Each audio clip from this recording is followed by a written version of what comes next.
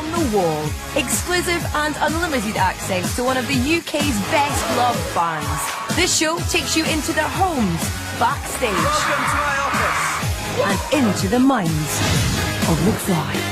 7 UK #1s later, and Mcfly have gone from boy next door teen sensation to packing out arenas across the globe. They have a huge UK and international following, but it's their personal bond that has kept them together.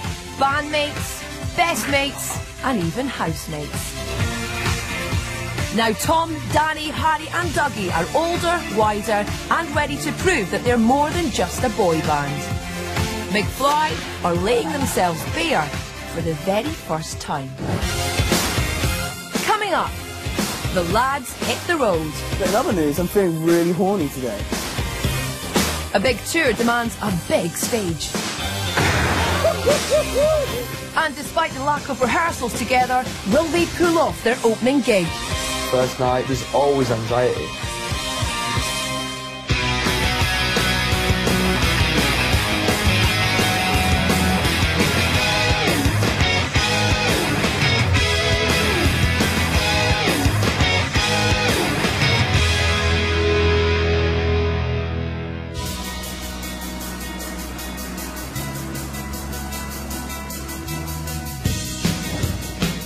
With the Above the Noise tour imminent, the last few weeks have been a whirlwind of tour and single promotion for Mcfly, all without their bass player, Dougie, who's been in rehab.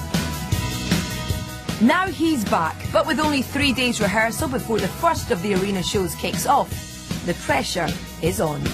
I was like, oh god, I don't know if I'm going to do this. I don't know if I can actually move my fingers fast enough anymore. Given the scale of the tour, the band have commissioned their most ambitious and dangerous stage ever, complete with pyrotechnics and special effects. To pull off a great show, they must test every element ahead of the opening night.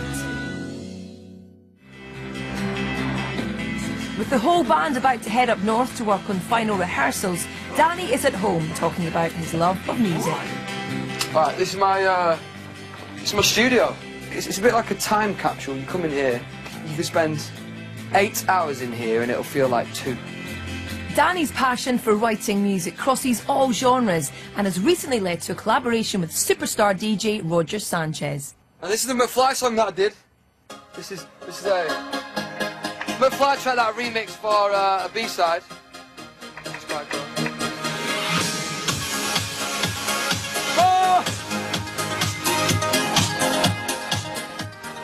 So they're little remixes that I've done, that I work on. Danny's ambition to perform started at an early age.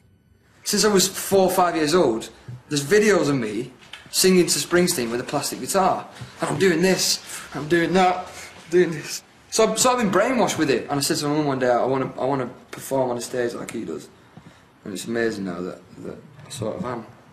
This is a Breitling watch, right? It's not in there because it's upstairs and locked away. And I got this Breitling watch off Rod Stewart. Gifts from famous friends are not his only prized possession. Mcfly's reputation as great live performers has earned them a shelf load of awards, including a coveted Brit. Brit Awards Best Pop Act. Now they have got rid of this category. And reminiscing reminds him of his favourite part of the job. Touring is the best part because you see all the fans. You see everybody's reactions to your songs and they all sing along and we're ready for it. And we want to put on we always try and put on the best show we can. That's why we won with the Band of the Year. Before he can join the boys, Tom has a last-minute conundrum. I've got 3 guitars and I only want to take one. I want to take this one, but this one doesn't fit in that case and I don't have a case for this one. I could take that one, or I could put this one in that case and take this one, but I don't want to leave that one here without a case. This is like that riddle where you've got like a chicken, a fox and some chicken feet and you have to get them onto one island, they can't eat it. I'm just going to take that one. And he can't forget the most important tour accessory, the boys' secret weapon. This is my final chance to make a peanut butter smoothie for the tour. I'm taking it in this. It's going to be a very valuable container. Milk. Bit of ice.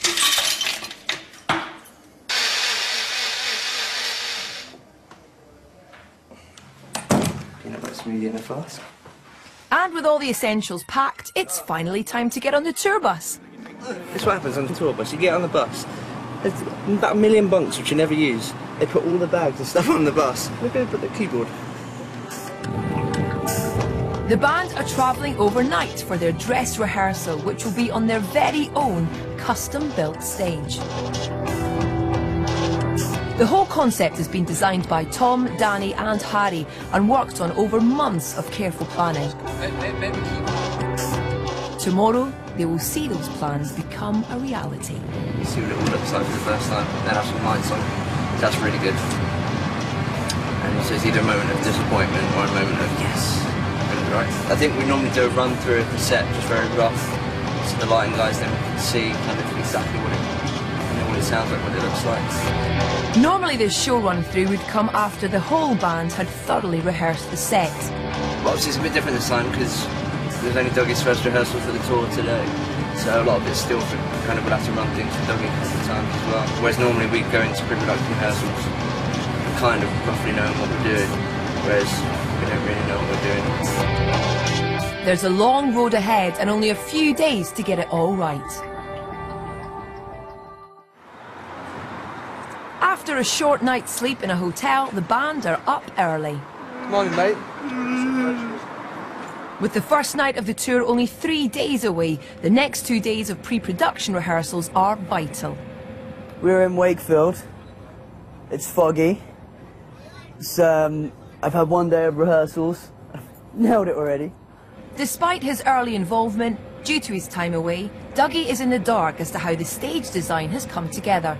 I don't know anything of what's going on and stuff like that, but I think the guys did that on purpose, because I think they're kind of hoping I'm going to catch on fire from like the flames and stuff, or fall down one of the manholes or something. But in other news, I'm feeling really horny today. I think this is one of the horniest I've ever been. No, let's stay focused. Oh. And seeing the stage for the first time, Dougie is quick to give it his own thumbs up. It's like Mcfly meets Crystal Maze. The huge effort put into what will be Mcfly's most elaborate stage show has been inspired by their new, more mature sound. This album is the first time we've really consciously changed direction. Things on albums before, we never really thought it through, or we just kind of naturally went that way, whereas this time we really said, right, we're going to change direction. We went and recorded 10 songs, put them to one side and started again with a new producer. And that producer was none other than Dallas Austin, famous for collaborating with artists such as Michael Jackson, Madonna, Pink and Gwen Stefani, to name a few.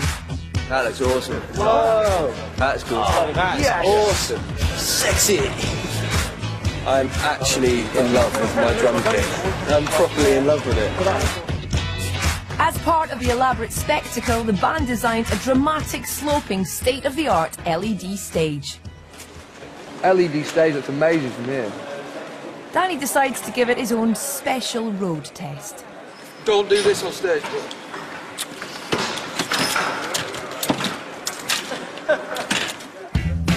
And there's still plenty of other toys to play with. During the set, the band will be firing gifts into the crowd with gas-powered t-shirt guns. You got the most solid art. And the guys have found a novel way of testing out their aim.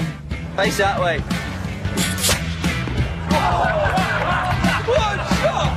With varying degrees of success. Oh my! Next, it's time to check out the pyrotechnics before taking to the stage. Knowing where the explosives will go off during the set is going to be pretty important.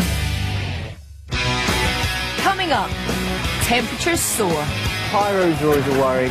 Suddenly, fire goes off there. Dougie faces some difficult questions. Do you feel like you've come out a changed man in any way? I'm still me. And first night nerves kick in. Apprehensive, a bit nervous.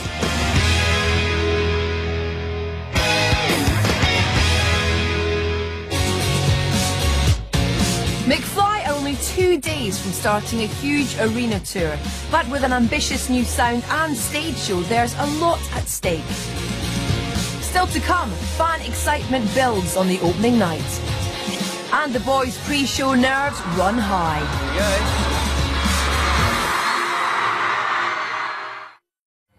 In pre-production rehearsals, it's time to take to the stage and run through the set list.